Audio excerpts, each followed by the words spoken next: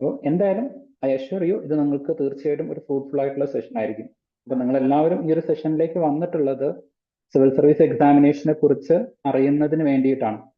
അല്ല, തീർച്ചയായിട്ടും civil service examination എന്താണ്, അതുപോലെ തന്നെ മറ്റ് കോമ്പറ്റേറ്റീവ് എക്സാമിനേഷന് അതെങ്ങനെയെല്ലാം ഹെൽപ്പ് ചെയ്യും, ഇങ്ങനെയുള്ള കുറച്ച് ബേസിക് ആയിട്ടുള്ള കാര്യങ്ങൾ അറിയാൻ വേണ്ടിയിട്ട് തന്നെയാണ് നിങ്ങൾ എല്ലാവരും ഇന്നത്തെ ഈ ഒരു സെഷൻ അറ്റൻഡ് ചെയ്യുന്നത്.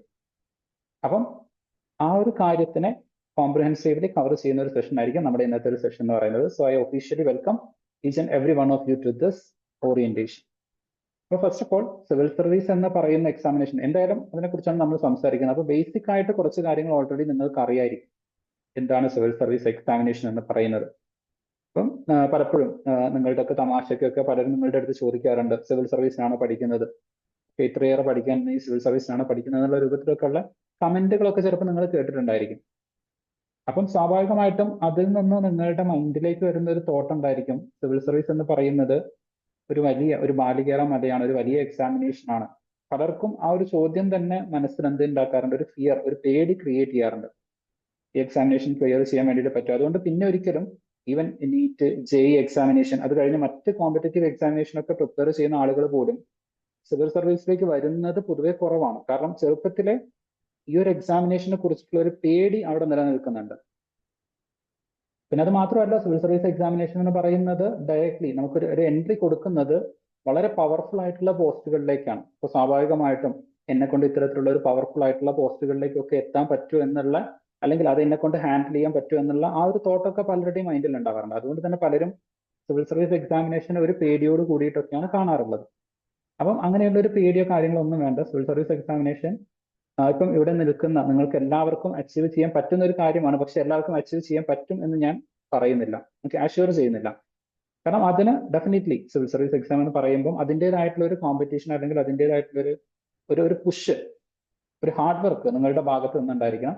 അങ്ങനെ നല്ലൊരു ഹാർഡ് വർക്ക് നിങ്ങളുടെ ഭാഗത്ത് നിന്ന് നിങ്ങൾക്ക് കൊടുക്കാൻ പറ്റിക്കഴിഞ്ഞാൽ ഡെഫിനറ്റ്ലി നിങ്ങൾക്ക് ആർക്ക് വേണമെങ്കിലും ക്ലിയർ ചെയ്യാം. പക്ഷെ ഒരു കാര്യം ഉറപ്പാണ്, ഇവിടെ കൂടിയിരിക്കുന്ന 100% ആൾക്കാർ ക്ലിയർ ചെയ്യാൻ ചോദിച്ചു കഴിഞ്ഞാൽ പ്രാക്ടിക്കലി അത് ഇമ്പോസിബിൾ ആണ്. കാരണം ഓരോരുത്തർക്കും അവരുടേതായിട്ടുള്ള വീക്ക്നെസ്സുകൾ ഉണ്ടായിരിക്കും.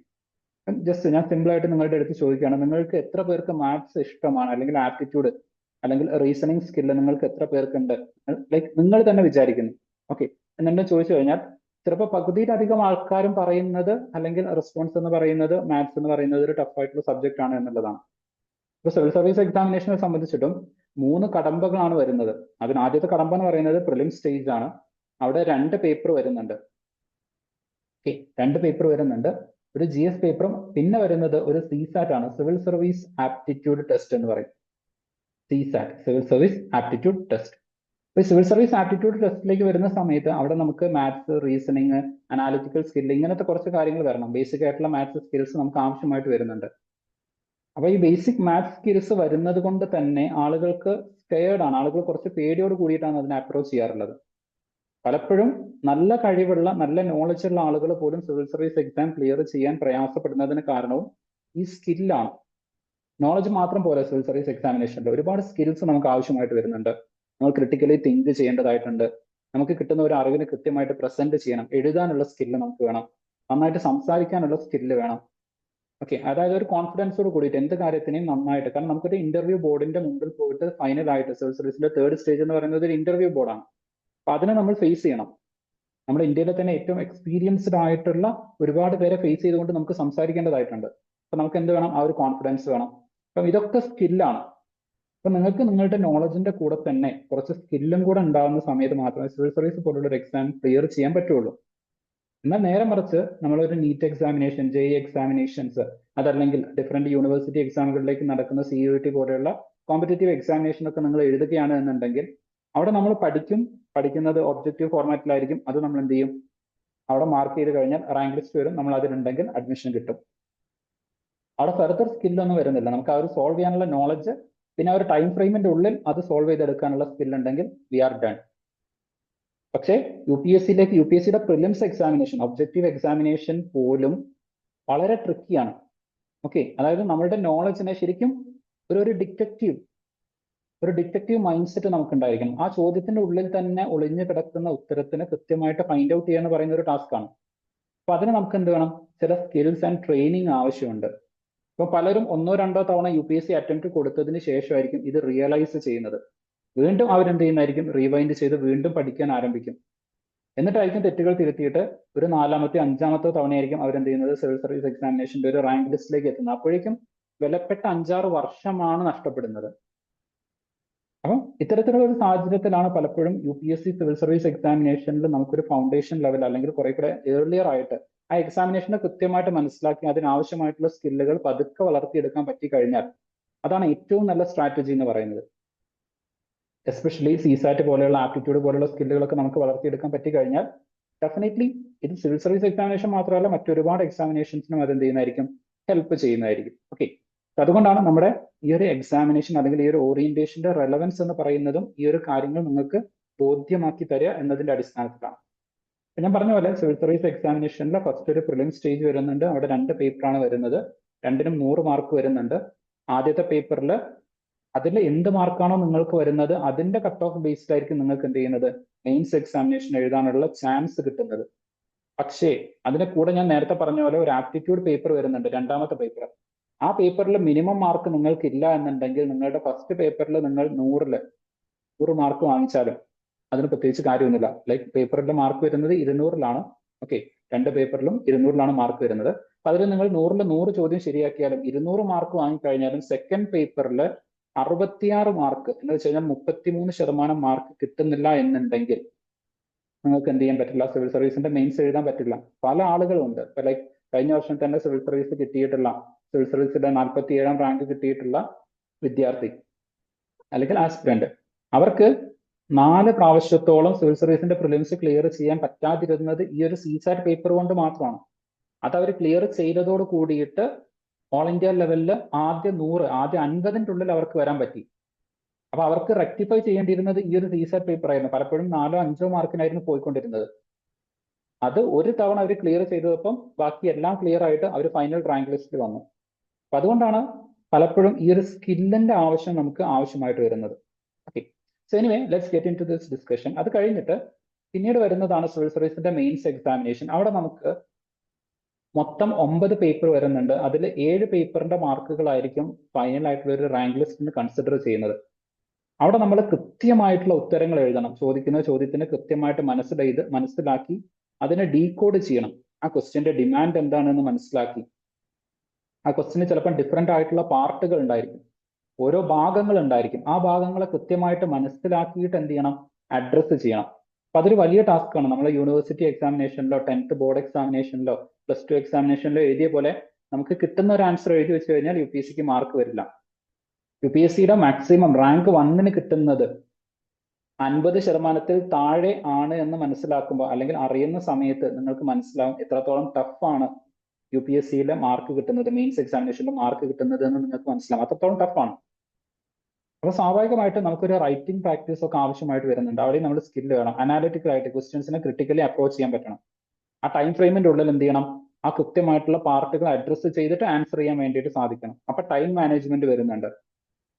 അപ്പം ഇതൊക്കെ വളരെ ഷോർട്ട് ആയിട്ട് ലാംഗ്വേജ് ഇംപ്രൂവൈസ് ചെയ്യാൻ വേണ്ടിയിട്ട് വരുന്നുണ്ട്. കാരണം നമുക്ക് വളരെ ചുരുങ്ങിയ സമയം, ഒരു ക്വസ്റ്റ്യൻ എഴുതാൻ വേണ്ടി 10 മാർക്കിന്റെ ഒരു ക്വസ്റ്റ്യൻ എഴുതാൻ 7 മിനിറ്റ് സമയമാണ് കിട്ടുക.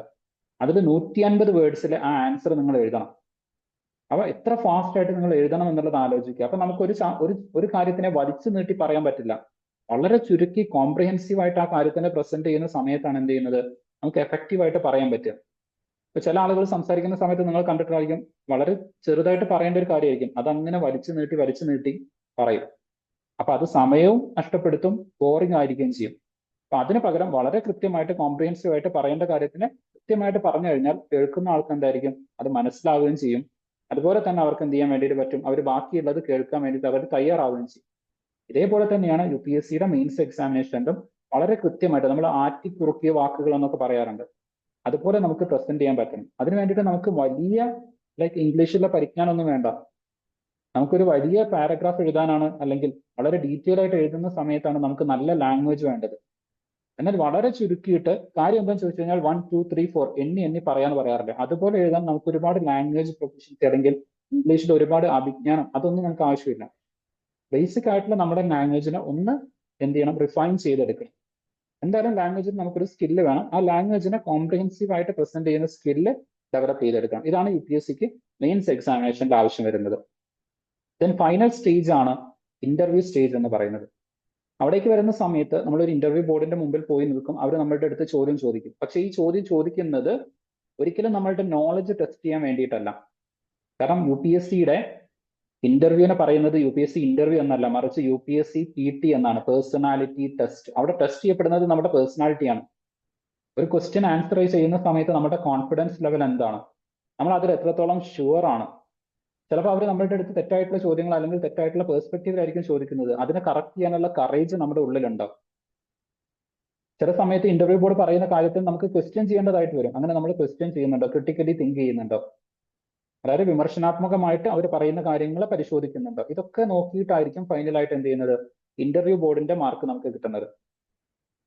അപ്പോൾ അവിടെ വരുന്ന സമയത്ത് അനദർ സെറ്റ് ഓഫ് സ്കിൽസ് ആണ് എന്ത് ചെയ്യുന്നത്, ടെസ്റ്റ് ചെയ്യുന്നത്. അപ്പൊ ഇത്തരത്തിലുള്ള കുറച്ച് സ്കില്ലുകൾ അലോങ് വിത്ത് നോളജ് നമ്മൾ എന്ത് ചെയ്യണം, ബിൽഡ് ചെയ്തെടുക്കണം. അപ്പൊ അങ്ങനെ വരുന്ന സമയത്ത് മാത്രമാണ് നമുക്കൊരു സിവിൽ സർവീസ് എക്സാമിനേഷൻ ഫൈനലായിട്ട് ക്ലിയർ ചെയ്യാൻ വേണ്ടിയിട്ട് സാധിക്കുകയുള്ളൂ. So let's get into this discussion. നമ്മുടെ ഈ ഒരു ഡിസ്കഷനിൽ പിന്നെ ഏറ്റവും ഇമ്പോർട്ടന്റ് ആയിട്ട് നമുക്ക് ഡിസ്കസ് ചെയ്യേണ്ടത്, സ്വാഭാവികമായിട്ടും നിങ്ങൾ എല്ലാവരും ഡ്രീം ചെയ്യുന്നത് സിവിൽ സർവീസിനെ കുറിച്ചാണ്.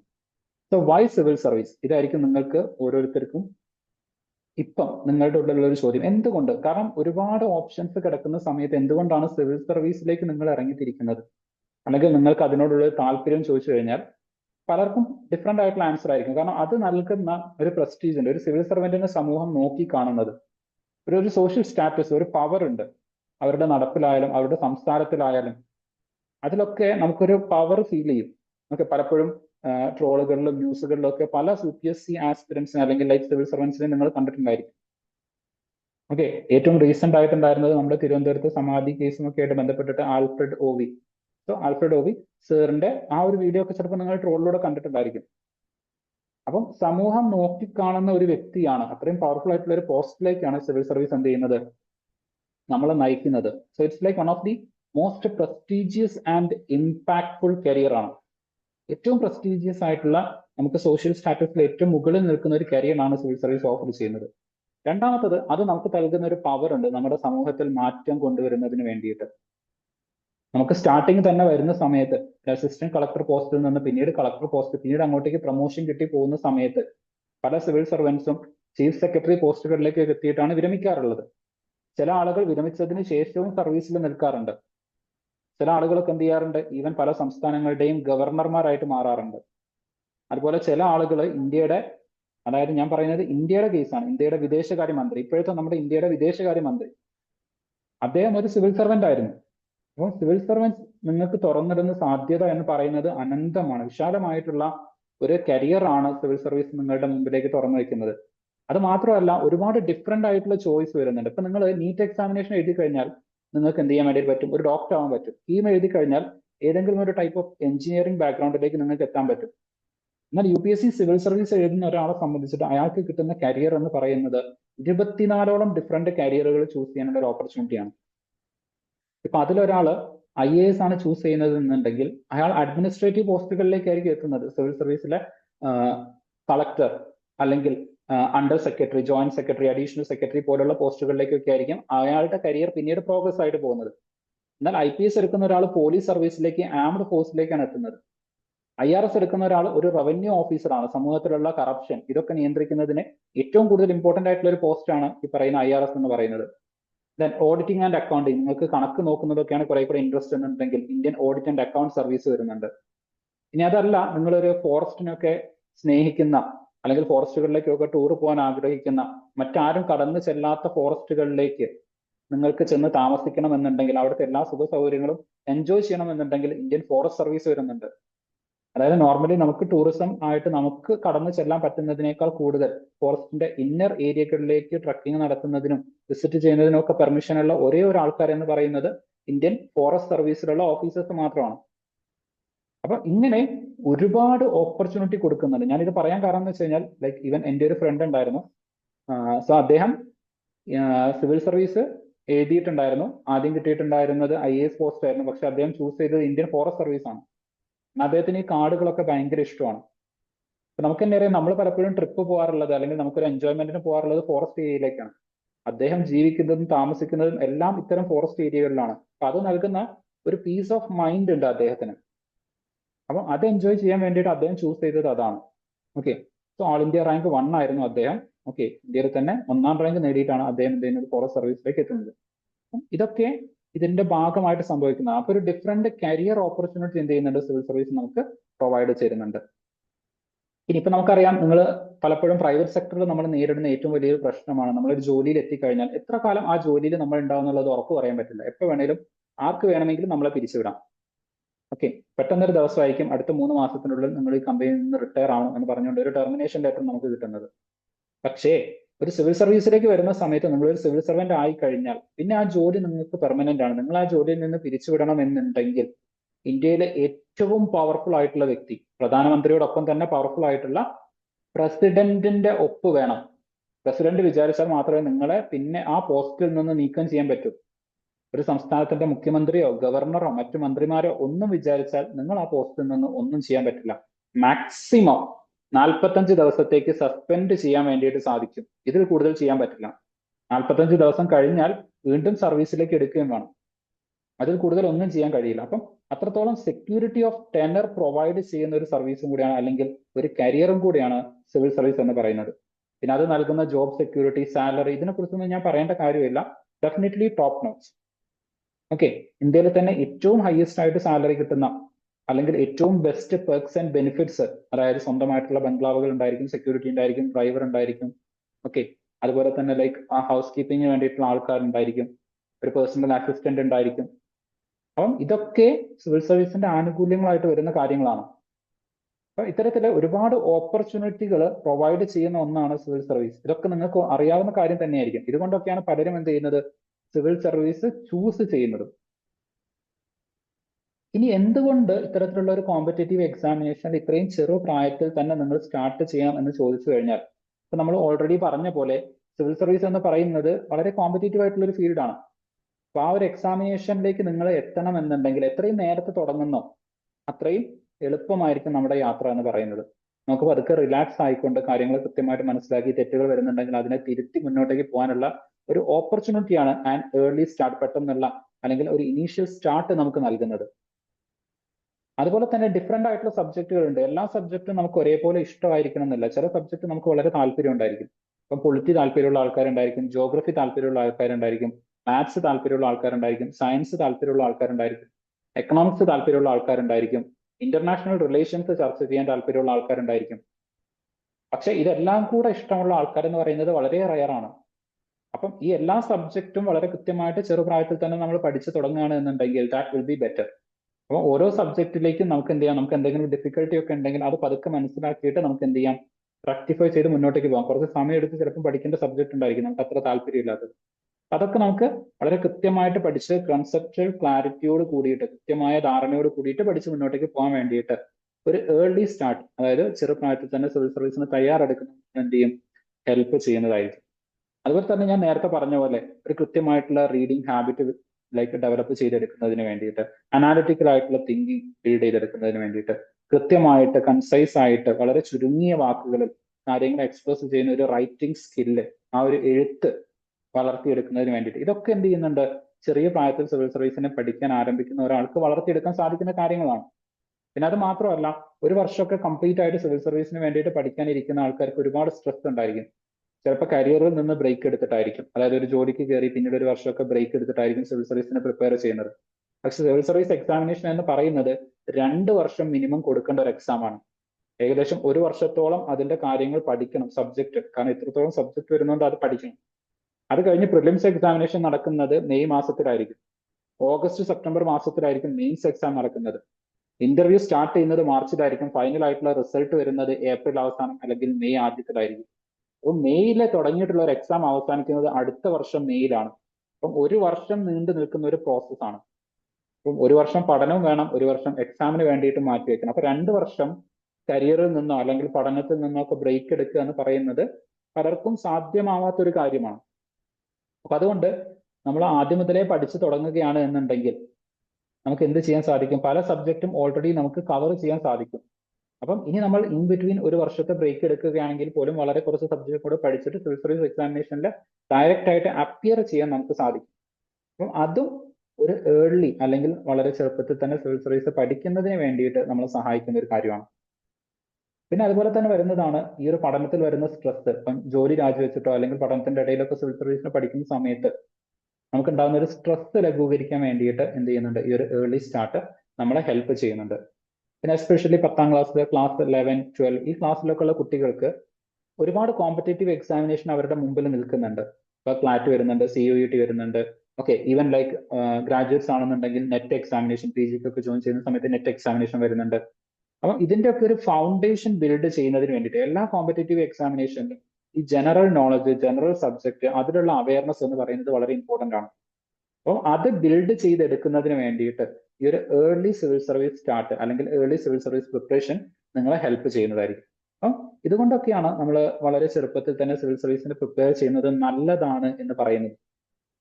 ഓക്കെ, സോ ഇനി നമ്മളുടെ സിവിൽ സർവീസിന്റെ ഒരു പഠനത്തിലേക്ക് വരുന്ന സമയത്ത് ഇതിൽ നമ്മൾ എന്തെല്ലാം കാര്യങ്ങളായിരിക്കും കവർ ചെയ്യുന്നത് എന്ന് നോക്കിക്കഴിഞ്ഞാൽ, first of all civil service എക്സാമിനേഷന്റെ ഓരോ സ്റ്റേജുകളിലൂടെയും നിങ്ങൾ കടത്തിവിടും. ഓക്കെ, ഒരു പ്രിലിം സ്റ്റേജ്, അതുപോലെ തന്നെ മെയിൻസ്, ഇന്റർവ്യൂ, ഇതിനൊക്കെ നിങ്ങളെ എക്യൂപ്പ് ആക്കുന്ന രൂപത്തിലുള്ള ക്ലാസ്സുകൾ നിങ്ങൾക്ക് എന്ത് ചെയ്യുന്നതായിരിക്കും, നമ്മുടെ ഈ ഒരു അനന്തയുടെ സിവിൽ സർവീസ് ഫൗണ്ടേഷൻ ക്ലാസ്സുകളിൽ നിങ്ങൾക്ക് പ്രൊവൈഡ് ചെയ്യുന്നതായിരിക്കും. പിന്നെ നമ്മുടെ ഒരു അപ്രോച്ച് എന്ന് പറയുന്നത് UPSCയുടെ സിലബസിനെയും അതുപോലെ തന്നെ കരിക്കുലം, നിങ്ങൾ 10th, +1, +2 ക്ലാസ്സുകളിൽ പഠിക്കുന്ന സബ്ജക്റ്റുകൾ കമ്പൈൻ ചെയ്തുകൊണ്ട്, അതായത് ആ ഫൗണ്ടേഷനിൽ നിന്നുകൊണ്ട് കുറച്ചുകൂടെ ഹയർ ലെവലിലേക്ക് പഠിക്കുകയാണ്. അപ്പം സിവിൽ സർവീസിന് സ്ട്രോങ് ആയിട്ടുള്ള ഒരു ഫൗണ്ടേഷൻ ബിൽഡ് ചെയ്യാൻ വേണ്ടിയിട്ട് സാധിക്കും.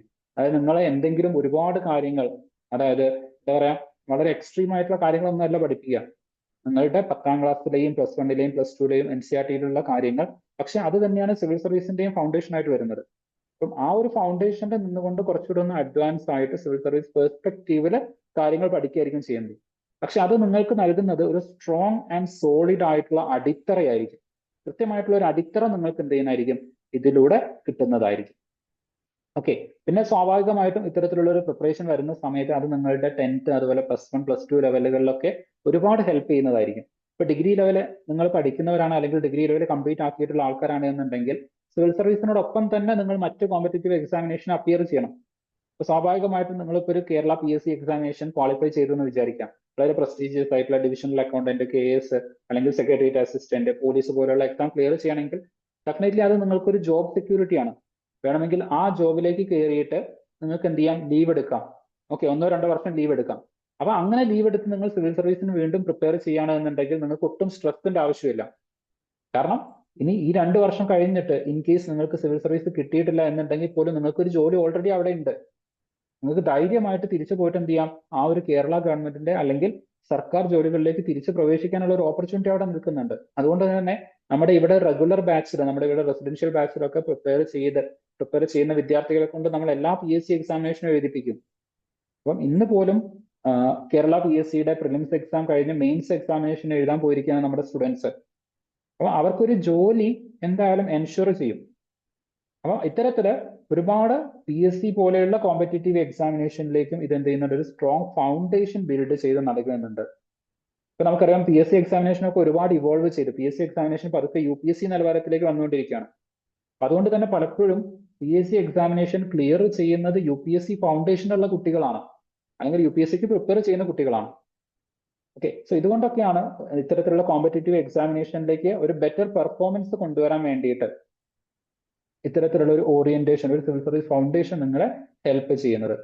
പിന്നെ ഞാൻ നേരത്തെ പറഞ്ഞ പോലെ ആൻസർ റൈറ്റിംഗ്, അതുപോലെ തന്നെ കറണ്ട് അഫയേഴ്സ് ഒക്കെ പഠിക്കുന്ന സമയത്ത് നമുക്ക് അതിന്റെ ഒരു ഹിസ്റ്ററിയും കൂടെ അറിഞ്ഞിരിക്കണം. ഇപ്പം ഇന്ത്യ പാകിസ്ഥാൻ, എന്തുകൊണ്ട് ഇന്ത്യ പാകിസ്ഥാൻ ഇപ്പോഴും ശത്രുതയിൽ നിലനിൽക്കുന്നുണ്ട്, ഇസ്രായേൽ ഫലസ്തീൻ കോൺഫ്ലിക്ട്, ഇതിന്റെ ഒരു ഹിസ്റ്ററി എന്താണെന്നുള്ളത് അറിഞ്ഞിരിക്കണം. ഓക്കെ, അപ്പം ആ ഒരു ഹിസ്റ്ററി അറിയുന്ന സമയത്താണ് കുറെ കൂടെ ബെറ്റർ ആയിട്ട് നമുക്ക് എന്ത് ചെയ്യാൻ പറ്റുക, ആൻസർ, അല്ലെങ്കിൽ ഇന്റർവ്യൂ ബോർഡൊക്കെ ഒരു ചോദ്യം ചോദിക്കാൻ നമുക്ക് കൃത്യമായിട്ട് ആൻസർ പറയാൻ പറ്റുക.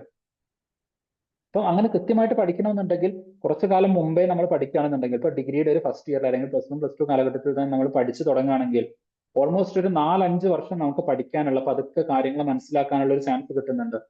അങ്ങനെ ഒരു 4-5 വർഷം കഴിയുമ്പോൾ വി വിൽ ബി മാസ്റ്റേഴ്സ്. ഒരു കാര്യം ചോദിച്ചു കഴിഞ്ഞാൽ ഇത്രയും വർഷത്തിന്റെ ഇടയ്ക്ക് നമ്മൾ പഠിച്ചത്, ഈ ഒരു 5-6 വർഷത്തിന്റെ ഇടയ്ക്ക് വന്ന ചേഞ്ചസ് വരെ കൃത്യമായിട്ട് നമുക്ക് പറയാൻ പറ്റും. അപ്പൊ അത്തരത്തിലുള്ള ഒരു മാറ്റം, അല്ലെങ്കിൽ നമ്മുടെ ഉള്ളിൽ തന്നെ ഈ ഒരു സ്ലോ ആയിട്ടുള്ള ഒരു ചേഞ്ച് കൊണ്ടുവരാൻ വേണ്ടിയിട്ട് എന്ത് ചെയ്യും, ഈ ഒരു ഏർലി പ്രിപ്പറേഷൻ നമ്മളെ ഹെൽപ്പ് ചെയ്യുന്നതായിരിക്കും. പിന്നെ ഈ പറയുന്ന പോലെ ആൻസർ റൈറ്റിംഗ്, ആപ്റ്റിറ്റ്യൂഡ്, ഇതൊക്കെ നമുക്ക് ഇംപ്രൂവ് ചെയ്യാൻ വേണ്ടിയിട്ട് പറ്റും. സോ ഫൈനൽ ആയിട്ട് ഒരു ഫൗണ്ടേഷൻ കഴിഞ്ഞ് വരുന്ന ഒരു വിദ്യാർത്ഥി എന്ന് പറയുന്നത് he will be ready to take the civil service coaching അല്ലെങ്കിൽ സിവിൽ സർവീസ് എക്സാമിനേഷനെ തന്നെ എടുക്കാൻ വേണ്ടിയിട്ട് ഒരു കേപ്പബിൾ ആയിട്ടായിരിക്കും അദ്ദേഹം അല്ലെങ്കിൽ ആ ഒരു കുട്ടി മുന്നോട്ടേക്ക് വരുന്നത്. ഒരു സിവിൽ സർവീസ് ഫൗണ്ടേഷൻ കഴിഞ്ഞ് വരുന്ന വിദ്യാർത്ഥിക്ക് തന്നെ ഇപ്പൊ നമ്മുടെ കേരള PSC പോലുള്ള എക്സാമിനേഷനിലെ അറ്റ്ലീസ്റ്റ് 10th ഡിഗ്രി ലെവലുള്ള എക്സാമുകൾ വളരെ ഈസി ആയിട്ട് ക്രാക്ക് ചെയ്യാൻ പറ്റും. അപ്പൊ അത്രത്തോളം എന്താ പറയുക റെലവൻസ് അല്ലെങ്കിൽ ഇമ്പോർട്ടൻസ് ഒരു സിവിൽ സർവീസിന്റെ ഫൗണ്ടേഷൻ പ്രോഗ്രാമിന് എസ്പെഷ്യലി നമ്മുടെ ഈ ഒരു ലെവൽ 3 ഫൗണ്ടേഷൻ പ്രോഗ്രാമിന് വരുന്നുണ്ട്. ലെവൽ 1 ലെവൽ 2 എന്ന് പറയുന്നത് അവർക്ക് കുറെ കൂടെ സ്കില്ലുകൾ മാത്രം ബിൽഡ് ചെയ്യുന്നതിന് വേണ്ടിയിട്ടാണ്. അവർക്ക് കുറെ കൂടെ ലൈക്ക് ഈ പറയുന്ന ക്രിട്ടിക്കൽ തിങ്കിങ് ഒക്കെ വളർത്തിയെടുക്കണം, ലൈക്ക് പബ്ലിക് സ്പീച്ച്, അങ്ങനത്തെ കുറെ കൂടെ ആക്ടിവിറ്റി ബേസ്ഡ് ആയിട്ടായിരിക്കും. പക്ഷെ ഇവിടേക്ക് വരുന്ന സമയത്ത് അലോങ് വിത്ത് ആക്ടിവിറ്റി ലെവൽ 3യിലേക്ക് വരുന്ന സമയത്ത് നോളജും കൂടെ കൊടുക്കുന്നുണ്ട്. കാരണം നിങ്ങളെ സംബന്ധിച്ചിട്ട് നോളജ് എടുക്കുന്നതിന്, കാരണം വിവരം സ്വീകരിക്കാൻ നിങ്ങൾ തയ്യാറാണ്. കാരണം ഇത്രയും വർഷത്തെ നിങ്ങളുടെ പഠനമുണ്ട്, ഏകദേശം 10 വർഷത്തോളം നിങ്ങൾ എന്ത് ചെയ്തിട്ടുണ്ട്, ഒരുപാട് സബ്ജക്റ്റുകൾ പഠിച്ചിട്ടാണ് ഇങ്ങോട്ടേക്ക് എത്തുന്നത്.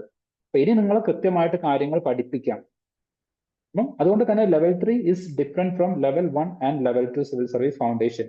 ഈ ലെവൽ 3 എന്ന് പറയുന്നത് which is much similar to the civil service തന്നെയാണ്. സിവിൽ സർവീസിന്റെ പ്രിപ്പറേഷൻ ആയിട്ട് വളരെ സിമിലർ ആയിട്ട് ആ ഒരു ലെവലിൽ തന്നെയാണ് നിൽക്കുന്നത്.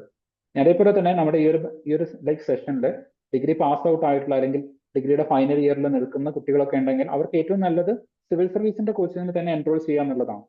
റെസിഡൻഷ്യൽ ആയിട്ടുള്ളതോ അല്ലെങ്കിൽ ഓൺലൈൻ ആയിട്ടുള്ളതോ സിവിൽ സർവീസ് കോച്ചിങ്ങിലേക്ക് തന്നെ എന്ത് ചെയ്യാം, അവർക്ക് അപ്ലൈ ചെയ്യാം. ഓക്കെ, എന്നിട്ട് സിവിൽ സർവീസ് കോച്ചിങ്ങിനെ ഫുൾ ഫ്ലെഡ്ജ് ആയിട്ട് എടുത്തിട്ട് എന്ത് ചെയ്യാം, ഈ പറയുന്ന ഒരു സിവിൽ സർവീസും അതിന്റെ കൂടെ തന്നെ ഡിഫറെന്റ് ആയിട്ടുള്ള സ്റ്റേറ്റ് PSC എക്സാമുകൾക്കൊക്കെ എന്ത് ചെയ്യാം, അവർക്ക് ട്രൈ ചെയ്യാം. അങ്ങനെയാണെങ്കിൽ വിത്തിൻ 1 or 2 years ഒരു ഗവൺമെന്റ് ജോലി അവർക്ക് സെക്യൂർ ചെയ്യാൻ വേണ്ടിയിട്ട് സാധിക്കും. ഓക്കെ, സോ ഇതാണ് ഇമ്പോർട്ടന്റ് ആയിട്ട് ഈ ഒരു സിവിൽ സർവീസ് ഫൗണ്ടേഷൻ പ്രോഗ്രാമിനെ കുറിച്ച് എനിക്ക് നിങ്ങളുടെ അടുത്ത് പറയാനുള്ളത്. പിന്നെ സ്വാഭാവികമായിട്ടും സിവിൽ സർവീസിന് ആവശ്യമായിട്ടുള്ള ഡിഫറെന്റ് സബ്ജക്റ്റുകൾ നമ്മൾ ഇതിൽ കവർ ചെയ്ത് പോകുന്നതായിരിക്കും. ഇപ്പൊ ലൈക്ക് പോളിറ്റി കവർ ചെയ്യുന്നുണ്ട്, മോഡേൺ ഹിസ്റ്ററി, അതുപോലെ തന്നെ ലൈക്ക് ഫ്രീഡം സ്ട്രഗിൾ UPSCയുടെ സിലബസിൽ വരുന്നതാണ്, അത് നമ്മൾ കവർ ചെയ്യുന്നുണ്ട്. അതിന്റെ കൂടെ തന്നെ ലൈക്ക് ആൻഷ്യൻ മെഡിവൽ ഹിസ്റ്ററിയുടെ കാര്യങ്ങളും ക്ലിയർ ചെയ്യുന്നുണ്ട്, അല്ലെങ്കിൽ അത് നിങ്ങളെ പഠിപ്പിക്കുന്നതായിരിക്കും. അതുപോലെ ഇന്ത്യൻ ജോഗ്രഫി ആൻഡ് എൻവയോൺമെന്റ് വരുന്നുണ്ട്, ദെൻ ഇന്ത്യൻ എക്കണോമി വരുന്നുണ്ട്, ദെൻ എത്തിക്സ്. നമ്മുടെ UPSCയുടെ മെയിൻസിന്റെ ഒരു പേപ്പർ ഫുൾ എത്തിക്സ് ആണ്. അതായത് ധർമ്മബോധം, നീതിബോധം എന്നൊക്കെ നമ്മൾ പറയുന്ന ആ ഒരു കാര്യം, അതാണ് ഒരു പേപ്പർ മുഴുവൻ. അതിന്റെ ഒരു ബേസിക് ആയിട്ടുള്ള കാര്യങ്ങൾ നിങ്ങളെ പഠിപ്പിക്കും. അതുപോലെ തന്നെ current affairs, national and international, ഇന്ത്യയുടെ പെർസ്പെക്റ്റീവില് അതുപോലെ നാഷണൽ പെർസ്പെക്റ്റീവിലും നടക്കുന്ന കാര്യങ്ങളെ കുറിച്ച് കൃത്യമായിട്ടുള്ള ഒരു അവയർനെസ് നിങ്ങൾക്ക് ബിൽഡ് ചെയ്ത് തരുന്നതായിരിക്കും. പിന്നെ ഡെഫിനറ്റ്ലി മാത്സ്, റീസണിങ് എബിലിറ്റി, ആ ഒരു സ്കില്ലുകളും കൂടെ ഈ ഒരു നമ്മുടെ സെഷനിൽ അല്ലെങ്കിൽ നമ്മുടെ ഈ ഒരു ഫൗണ്ടേഷൻ പ്രോഗ്രാമിൽ നമ്മൾ ഇൻക്ലൂഡ് ചെയ്യണം. അപ്പൊ ഇത്രയും സബ്ജക്റ്റുകളാണ് കോംപ്രിഹെൻസീവ് ആയിട്ട് കവർ ചെയ്യുന്നത്. അപ്പം ഓരോ സബ്ജക്റ്റിനും ഒരു 8 to 10 hours ആയിരിക്കും നമ്മൾ ഡെഡിക്കേറ്റഡ് ആയിട്ട് കൊടുക്കുന്നത്. അതിൽ വളരെ കൃത്യമായിട്ട് കൺസൈസ് ആയിട്ട് എക്സ്പീരിയൻസ്ഡ് ആയിട്ടുള്ള ഫാക്കൽറ്റീസ് ആയിരിക്കും ക്ലാസ് എടുക്കുന്നത്. കാരണം എക്സ്പീരിയൻസ്ഡ് ആയിട്ടുള്ള ഫാക്കൽറ്റീസ് അല്ല എന്നുണ്ടെങ്കിൽ ഒരു 8-10 മണിക്കൂറിൽ കാര്യങ്ങൾ കൃത്യമായിട്ട് കൺവേ ചെയ്യാൻ വേണ്ടിയിട്ട് പറ്റില്ല. അപ്പം എക്സ്പീരിയൻസ്ഡ് ആയിട്ടുള്ള ഫാക്കൽറ്റീസ് കൃത്യമായിട്ട് നമ്മൾ തയ്യാറാക്കിയിട്ടുള്ള സിലബസ് അടിസ്ഥാനമാക്കിയിട്ടായിരിക്കും നിങ്ങൾ എന്ത് ചെയ്യുന്നത്, പഠിപ്പിക്കുന്നത്. ഓക്കെ, സോ ഇത്രയാണ് ഒരു സബ്ജക്ട് കവറേജ് കാര്യങ്ങളൊക്കെ വരുന്നത്. അപ്പൊ സ്വാഭാവികമായിട്ടും ഇതിന്റെ ഒരു ബെനിഫിറ്റ് ഞാൻ നേരത്തെ പറഞ്ഞ പോലെ നിങ്ങൾ ഡിഫറെന്റ് രീതിയിൽ ഇത് ഹെൽപ്പ് ചെയ്യുന്നുണ്ട്. അതുപോലെ തന്നെ ഇതിലൂടെ നിങ്ങൾക്ക് കിട്ടുന്ന ബെനിഫിറ്റ് എന്ന് പറയുന്നത് UPSCയുടെ ഫാക്കൽറ്റീസുമായിട്ട് നിങ്ങൾക്ക് എന്ത് ചെയ്യാം, ഇന്ററാക്ട് ചെയ്യാം. അവരുടെ എക്സ്പീരിയൻസിൽ നിന്ന് കൃത്യമായിട്ട് UPSCക്ക് എങ്ങനെ പ്രിപ്പയർ ചെയ്യണം എന്നുള്ളത് മനസ്സിലാക്കാൻ പറ്റും. അതുപോലെ തന്നെ വളരെ ഫ്ലെക്സിബിൾ ആയിട്ടുള്ള ഒരു ടൈം ഷെഡ്യൂൾ, അതുപോലെ തന്നെ ഒരു പ്രിപ്പറേഷൻ, ഒരു ലേണിംഗ് കരിക്കുലമാണ് നമ്മൾ ബിൽഡ് ചെയ്തിരിക്കുന്നത്. അപ്പൊ അതൊരിക്കലും നിങ്ങളുടെ സ്കൂൾ പഠനത്തിനെ ഇമ്പാക്ട് ചെയ്യുന്ന രൂപത്തിലല്ല, അതിനെ അസിസ്റ്റ് ചെയ്യുന്ന രൂപത്തിലേക്കാണ് എന്ത് ചെയ്തിട്ടുള്ളത്, ഡെവലപ്പ് ചെയ്തു വെച്ചിരിക്കുന്നത്. ഓക്കെ, പിന്നെ അതുപോലെ തന്നെ സ്വാഭാവികമായിട്ടും ഡിഫറെന്റ് ആയിട്ടുള്ള കോമ്പറ്റേറ്റീവ് എക്സാമിനേഷൻസിലേക്ക്, ഞാൻ നേരത്തെ പറഞ്ഞ പോലെ COET മുതൽ കേരള PSC വരെയുള്ള ഡിഫറെന്റ് കോമ്പറ്റേറ്റീവ് എക്സാമിനേഷനിലേക്ക് ആവശ്യമായിട്ടുള്ള ശക്തമായിട്ടുള്ള ഒരു അടിത്തറ, ഒരു സ്ട്രോങ് ഫൗണ്ടേഷൻ ബിൽഡ് ചെയ്യാൻ ഈ ഒരു സെഷൻ, ഈ ഒരു ഫൗണ്ടേഷൻ പ്രോഗ്രാം നിങ്ങളെ ഹെൽപ്പ് ചെയ്യുന്നതായിരിക്കും. അപ്പൊ സ്വാഭാവികമായിട്ടും നിങ്ങളുടെ ഒരു അക്കാഡമിക് പെർഫോമൻസ്, നിങ്ങളുടെ പേഴ്സണാലിറ്റി, നിങ്ങളുടെ ജനറൽ അവയർനെസ്, ഇതൊക്കെ ബൂസ്റ്റ് ചെയ്യുന്നതിലൂടെ നിങ്ങളുടെ തന്നെ ആ ഒരു ഓറ ഡബിൾ ചെയ്യുന്നതിന് വേണ്ടിയിട്ട് എന്ത് ചെയ്യും, ഈ ഒരു പ്രോഗ്രാം നിങ്ങളെ സഹായിക്കുന്നുണ്ട്. ഓക്കെ, സോ ഇത്രയൊക്കെയാണ് ബേസിക് ആയിട്ടുള്ള കാര്യങ്ങൾ എനിക്ക് നിങ്ങളുടെ അടുത്ത് കൺവേ ചെയ്യേണ്ടതായിട്ടുള്ളത്. ഇനി ഇതല്ലാതെ ഫർദർ ആയിട്ടുള്ള എന്തെങ്കിലും ഇൻഫർമേഷൻസ് അല്ലെങ്കിൽ കാര്യങ്ങളൊക്കെ നിങ്ങൾക്ക് അറിയണമെന്നുണ്ടെങ്കിൽ ഈ ഒരു നമ്പറിൽ നിങ്ങൾക്ക് എന്ത് ചെയ്യാം, കോണ്ടാക്ട് ചെയ്യാവുന്നതാണ്. നിങ്ങൾക്ക് വേണ്ട എന്ത് അസിസ്റ്റൻസും എന്ത് സഹായവും ഓക്കെ, എന്തൊരു സഹായം ഈ നമ്പറിൽ കോണ്ടാക്ട് ചെയ്ത് കഴിഞ്ഞാൽ നിങ്ങൾക്ക് മനസ്സിലാക്കാൻ സാധിക്കുന്നതാണ്. Okay, so Nourin has asked A question. 5th തൊട്ടുള്ള യെസ് 5ാം ക്ലാസ് മുതലുള്ള NCERT നമുക്ക് ആവശ്യമായിട്ട് വരുന്നുണ്ട്. ഓക്കെ, നമ്മളിവിടെ കറന്റ്ലി ഇപ്പൊ നമ്മുടെ ഇവിടെ റെസിഡൻഷ്യൽ ബാച്ച് റൺ ചെയ്യുന്നുണ്ട്. ആ റെസിഡൻഷ്യൽ ബാച്ചിൽ നമ്മൾ ആദ്യം കൊടുക്കുന്നത് 6ാം ക്ലാസ് മുതൽ 10th വരെയുള്ള NCERT, അതുപോലെ ക്ലാസ് 11, 12ലെ സെലക്ടഡ് ആയിട്ടുള്ള NCERT, ഇതിന്റെ ക്ലാസ്സുകളാണ് ഫസ്റ്റ് അവർക്ക് കൊടുക്കുന്നത്. അതേപോലെ തന്നെ NCERTയുടെ ടെസ്റ്റും കൊടുക്കും. എന്നിട്ട് അതിൽ ഒരു 100 അവേഴ്സിന്റെ NCERT ക്ലാസ്സുകൾ പ്ലസ് അതിൻ്റെ അകത്തുനിന്ന് ഓൾമോസ്റ്റ് ഒരു 15ഓളം ടെസ്റ്റുകളും കഴിഞ്ഞിട്ടായിരിക്കും നമ്മുടെ സ്റ്റുഡൻസ് എന്ത് ചെയ്യുന്നത്, സിവിൽ സർവീസിന്റെ കോച്ചിങ്ങിലേക്ക് എൻ്റർ ചെയ്യുന്നത്. അപ്പൊ സ്വാഭാവികമായിട്ടും അവർക്ക് എന്തുണ്ടായിരിക്കും, നല്ലൊരു സ്ട്രോങ് ഫൗണ്ടേഷൻ ഉണ്ടായിരിക്കും. അപ്പൊ ഞാൻ പറഞ്ഞത് ഈ പറയുന്ന 6th മുതലുള്ള 10th വരെയുള്ള NCERT നോക്കിക്കഴിഞ്ഞാൽ അത് ക്രമാനുഗതമായിട്ടാണ് എന്ത് ചെയ്യുന്നത്, സബ്ജക്റ്റുകളെ ബിൽഡ് ചെയ്ത് പോകുന്നത്. ഇപ്പം ഹിസ്റ്ററി ഒക്കെ നിങ്ങൾ നോക്കുകയാണെന്നുണ്ടെങ്കിൽ അവർ പാസ്റ്റ് 1, അവർ പാസ്റ്റ് 2, അവർ പാസ്റ്റ് 3 എന്ന് പറഞ്ഞിട്ടാണ് വരുന്നത്. അപ്പം അതിന് നമുക്ക് എന്ത് ചെയ്യാം, ഒരു സിംഗിൾ അപ്രോച്ചിലൂടെ ഇതിനെ മുഴുവൻ കമ്പൈൻ ചെയ്യാം. ബേസിക്സ് ടു ദി അഡ്വാൻസ് എന്ത് ചെയ്യാം, കമ്പൈൻ ചെയ്തെടുക്കാൻ വേണ്ടിയിട്ട് സാധിക്കും. അതുകൊണ്ടാണ് ഞാൻ പറഞ്ഞത് കൃത്യമായിട്ടുള്ള ഒരു കരിക്കുലത്തിന്റെ ബേസിലാണ് നമ്മൾ എന്ത് ചെയ്തിട്ടുള്ളത്, ഈ ഒരു പ്രോഗ്രാമിനെ ബിൽഡ് ചെയ്തെടുത്തിട്ടുള്ളത്. ഓക്കെ, ഐ തിങ്ക് അത് ക്ലിയർ ആയിരിക്കുമെന്ന് വിചാരിക്കുന്നു നൗറിൻ. സോ ഇങ്ങനെയാണ് ഇപ്പം ലൈക് സിവിൽ സർവീസിനെ കുറിച്ചിട്ടും അതുപോലെ തന്നെ ഈ ഒരു പ്രോഗ്രാമിനെ കുറിച്ചിട്ടും നിങ്ങൾക്ക് കൃത്യമായിട്ടുള്ള ഒരു അറിവ് നൽകുക എന്നുള്ളതായിരുന്നു ഈ ഒരു സെഷന്റെ ഉദ്ദേശം എന്ന് പറയുന്നത്. അപ്പം അത് നിങ്ങൾക്ക് കിട്ടിയിട്ടുണ്ടായിരിക്കും എന്നാണ് ഞാൻ കരുതുന്നത്. ഓക്കെ, ഈ ഒരു പ്രോഗ്രാമിനെ കുറിച്ചിട്ട് കൃത്യമായിട്ടുള്ള ഒരു അറിവ് നിങ്ങൾക്ക് ഉണ്ടായിരിക്കും എന്നാണ് ഞാൻ വിചാരിക്കുന്നത്. ഓൺലൈൻ ആയിട്ടുള്ള ബാച്ച് അവൈലബിൾ ആണോ? യെസ്, അവൈലബിൾ ആണ്. ഓക്കെ, ഓൺലൈൻ ആയിട്ടുള്ള ബാച്ചുകൾ നമുക്ക് അവൈലബിൾ ആണ്. ഓഫ്ലൈൻ ആയിട്ടുള്ള ബാച്ചുകൾ നമ്മൾ കാര്യമായിട്ട് പ്രൊവൈഡ് ചെയ്യുന്നത് തൃശ്ശൂർ, നമ്മുടെ ഇവിടുത്തെ ക്യാമ്പസിൽ പ്രൊവൈഡ് ചെയ്യുന്നുണ്ട്. അതുപോലെ തൃശ്ശൂർ ടൗണിൽ വരുന്നുണ്ട്. ഓക്കെ, പിന്നെ അതല്ലാതെ തൃശ്ശൂർ കാഞ്ഞങ്ങാടുള്ള നമ്മുടെ സെന്റർ, ഇവിടെയൊക്കെയാണ് നമ്മൾ എന്ത് ചെയ്യുന്നത്, ഓഫ്ലൈൻ പ്രൊവൈഡ് ചെയ്യുന്നത്. അതല്ലാതെ ഓൺലൈനിൽ നമുക്ക് ഇതുപോലെ ഇന്ററാക്ട് ചെയ്തുകൊണ്ടുള്ള ഫാക്കൽറ്റീസ് നിങ്ങൾക്ക് കാര്യങ്ങൾ കൃത്യമായിട്ട് പറഞ്ഞു തരുന്നതായിരിക്കും. സോ ഓൺലൈൻ സെഷൻ നമുക്ക് അവൈലബിൾ ആയിട്ടുണ്ട്. ഇനി ഈ ഒരു പ്രോഗ്രാമിന്റെ ബാക്കി ഫെർദർ ആയിട്ടുള്ള കംപ്ലീറ്റ് ഡീറ്റെയിൽസ് നിങ്ങൾക്ക് പ്രൊവൈഡ് ചെയ്യുന്നതിന് വേണ്ടിയിട്ട് നമ്മുടെ അക്കാദമിക് ഡയറക്ടർ ആയിട്ടുള്ള സുഭാഷ് സാറിനെ ഞാൻ എന്ത് ചെയ്യണം, ഈ ഒരു സെഷനിലേക്ക് ഇൻവൈറ്റ് ചെയ്യാണ്. അപ്പം ബാക്കിയുള്ള ഈ ഒരു പ്രോഗ്രാമിന്റെ എൻ്റെ ഒരു ഡീറ്റെയിൽസ് സുഭാഷ് സാറിന്റെ അടുത്ത് നിന്ന് നിങ്ങൾക്ക് എന്ത് ചെയ്യാം, ചോദിച്ച് മനസ്സിലാക്കാം. Okay, so thank you every one. Good evening. കേൾക്കാറുണ്ട് അല്ലേ? ക്ലിയർ അല്ലേ എൻ്റെ ശബ്ദം? യെസ് സർ, ക്ലിയർ ആണ്. ഓക്കെ, ആ ഫോൺ നമ്പറിനകത്ത് ലാസ്റ്റ് ഒരു 1 കൂടി ഉണ്ട് കേട്ടോ, താഴെയാണ് 1 ഉണ്ടായിരുന്നത്. അതുകൊണ്ട് ആർക്കും ഡൗട്ട്സ് ഉണ്ടെങ്കിൽ 141 എന്ന നമ്പറാണ് നമ്മുടെ ലാസ്റ്റ് കേട്ടോ. ഇതുവരെ നിങ്ങൾക്ക് സെഷൻസ് എടുത്തത് അനന്തയുടെ അക്കാഡമിക് ഹെഡ് ആയിട്ടുള്ള 3 ടൈംസ് മെയിൻസ് അറ്റൻഡ് ചെയ്തിട്ടുള്ള ആളാണ് സഹീർ ഷെരീഫാണ്. വളരെ നന്നായിട്ട് സഹീർ അതിന്റെ ഒരു സെഷൻസ് ഹാൻഡിൽ ചെയ്തിട്ടുണ്ട്. നിങ്ങൾക്ക് എന്തെങ്കിലും ഈ അക്കാഡമിക് ഡൗട്ട്സുകൾ എന്തെങ്കിലും സഹീറോട് ചോദിക്കാം. എന്തെങ്കിലും അക്കാഡമിക് ആയിട്ടുള്ള ഈ പറഞ്ഞ കാര്യവുമായി ബന്ധപ്പെട്ടിട്ടോ നമ്മുടെ സിലബസുമായി ബന്ധപ്പെട്ട ഡൗട്ട്സ് ഉണ്ടെങ്കിൽ നിങ്ങൾക്ക് സഹീർ സാറോട് ചോദിക്കാവുന്നതാണ്. ആർക്കെങ്കിലും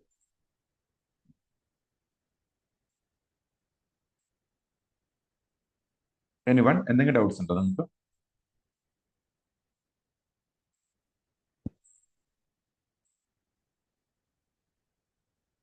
കോണ്ടാക്ട് നമ്പർ വീണ്ടും ഒന്നുകൂടെ ചാറ്റിൽ ഇട്ടിട്ടുണ്ട്. ആർക്കെങ്കിലും എന്തെങ്കിലും അക്കാഡമിക് പരമായ ഡൗട്ട്സ് ഉണ്ടോ, ക്ലാസ്സിനെ കുറിച്ചിട്ടോ അതിന്റെ സിലബസിനെ കുറിച്ചിട്ടോ അങ്ങനെ എന്തെങ്കിലും ചോദിക്കാം.